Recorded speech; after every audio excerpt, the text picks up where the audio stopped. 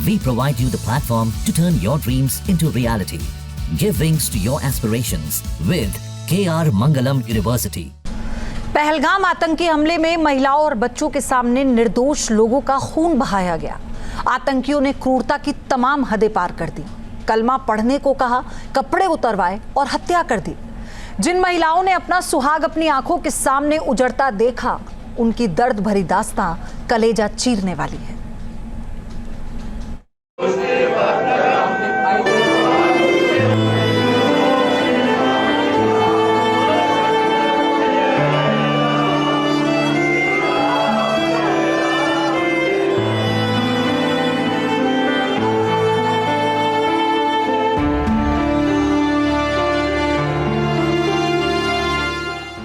यहाँ तो सब कलमा कलमा ही चलेगा, ये बोला था सर उसने। जो हिंदू भाई थे सबको वहीं खड़े खड़े सबको गोली मार दी। आतंकियों ने धर्म पूछा और हिंदुओं का कत्लेआम किया।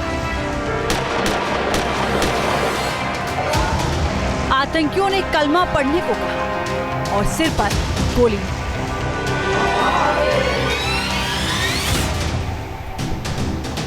कायर आतंकियों ने हिंदुओं के कपड़े उतरवाए और सीना गोलियों से छलनी कर दिया।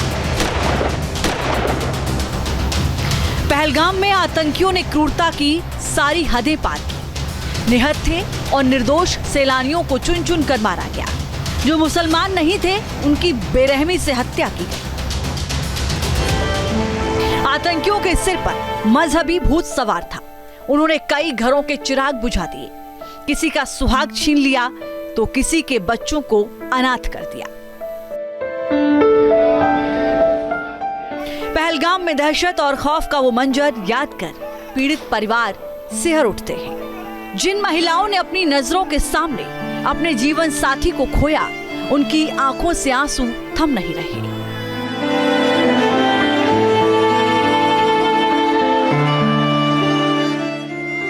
पुणे की संगीता गड़बोटे भी उन महिलाओं में हैं जिन्होंने आतंकी हमले में अपने पति को खोया। संगीता ने पहलगाम में हुए उस खौफनाक हमले की रूह कपाने वाली हकीकत बयां की। संगीता के मुताबिक आतंकियों ने पुरुषों को अजान पढ़ने के लिए कहा तो ग्रुप की महिलाओं ने तुरंत अपने माथे से बिंदी हटा दी। बावजूद इसके वो अपनी धार्मिक पहचान छिपाने की कोशिश में कामयाब नहीं हुई, क्योंकि बंदूकधारी आतंकवादियों ने हिंदू पुरुषों की गोली मारकर हत्या कर दी।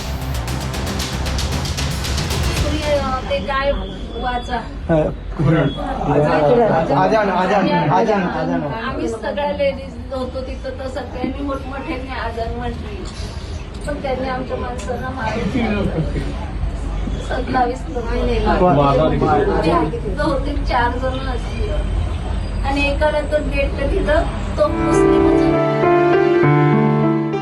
पहलगाम आतंकी हमले में इंदौर के सुशील नथानियल की भी मौत हुई। आतंकियों ने नथानियल की बेटी आकांक्षा के पैर में गोली मारकर उसे घायल कर दिया था।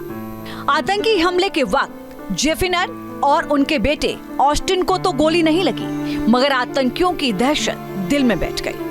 हथियारों से लैस आतंकवादियों ने कलमा पढ़ने को कहा और सुशील ने इसकी जानकारी न होने की बात कही तो उसका कत्ल कर दिया। मेरे मिस्टर से बोला था उनने, मेरे मिस्टर ने मेरे को धक्का दिया झाड़ के दूसरे पीछे, और फिर उनको बोलते कि ना तुम कलमा पढ़ो।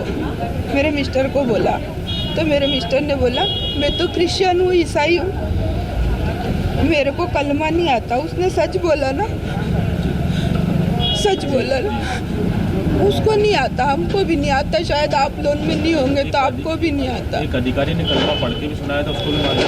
हाँ, उसको उसके शायद कपड़े पैंट तो उसके बाद उसको मारा।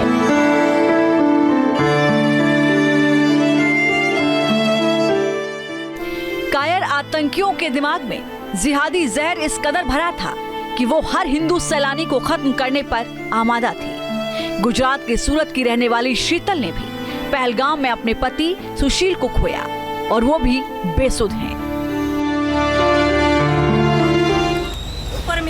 લેફ્ટનન્ટમાં એક ઓફિસર નહોતો, કોઈ જવાન નહોતું.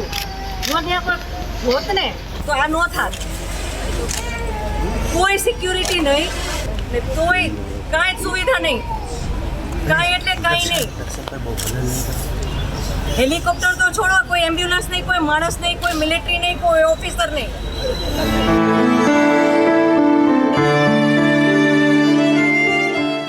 शैलेश कलथिया अपनी पत्नी और बेटे के साथ कश्मीर गए थे. 23 अप्रैल को वो अपना जन्मदिन मनाने वाले थे, लेकिन उससे पहले ही आतंकियों ने उन्हें गोलियों से भून दिया. शैलेश की पत्नी शीतल ने हिंदुओं के कत्लेआम का खौफनाक और दर्दनाक सच बताया. जो हम इस तरफ झुक के जहाँ पे थे, हमारे सामने तो एक था, बाकी कहीं भी हर जगह सबको घेर लिया था उसने. हमारे सामने जो एक बंदा था उसने ये बोला हिंदू एक तरफ हो जाओ, मुसलमान एक तरफ हो जाओ. फिर उसने बोला कलाम, तो जो मुसलमान थे उसने बोला कि मुस्लिम. फिर उसने बोला कलाम, फिर मुस्लिम, फिर कलाम, फिर मुस्लिम. जो उनका होगा कुछ हमें तो वो पता नहीं था, क्योंकि मेरे बाजू में जो लेडी थी वो मुस्लिम थी, तो मैं सुन रही थी. जैसे ही वो आतंकवादी कलाम बोलता है ना, तो जो मुसलमान होते हैं वो लोग बोलते हैं मुसलमान. तो वो उसने पूछा, हिंदू को एक तरफ किया और जो भी हिंदू भाई थे सबको शूट कर दिया. मजहब के नाम पर कत्लेआम करने वाले आतंकियों की कायराना करतूत बेनकाब हो चुकी है. पहलगाम में जो हुआ उसने पूरे देश को झकझोर कर रख दिया.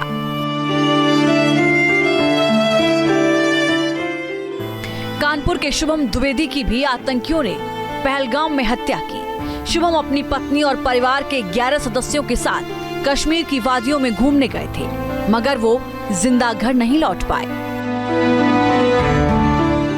आतंकियों ने शुभम से धर्म पूछा और मुसलमान न होने पर पत्नी ऐशानिया के सामने गोली मार दी.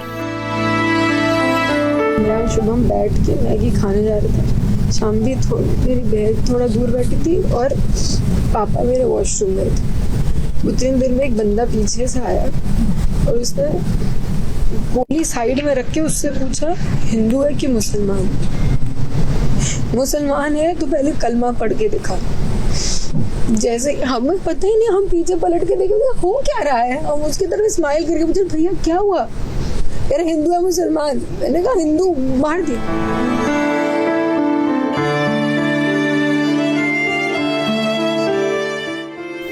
आतंकी हमले में करनाल की हिमांशी ने भी अपने लेफ्टिनेंट पति विनय नरवाल को खोया. हिमांशी और विनय की शादी को एक हफ्ता भी नहीं हुआ था. दोनों जीवन की नई शुरुआत कर रहे थे, मगर आतंकियों ने पल भर में ही हिमांशी से सब कुछ छीन लिया.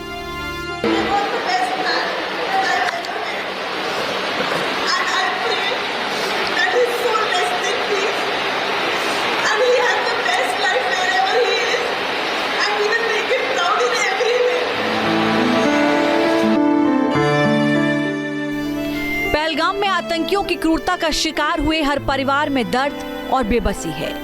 जयपुर के नीरज हो या शिवमोगा के मंजूनाथ, आतंकियों ने सबको धर्म पूछ कर मार डाला. अपना सुहाग खो चुकी महिलाएं दुखी भी हैं और खौफ में भी हैं.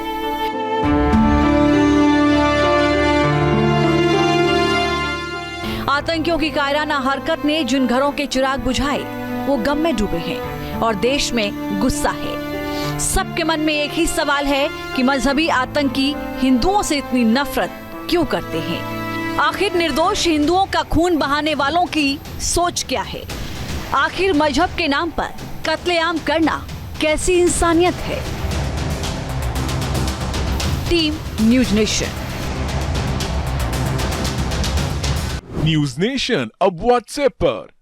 खबरों के ताजा अपडेट के लिए न्यूज नेशन के इस QR कोड को स्कैन करें.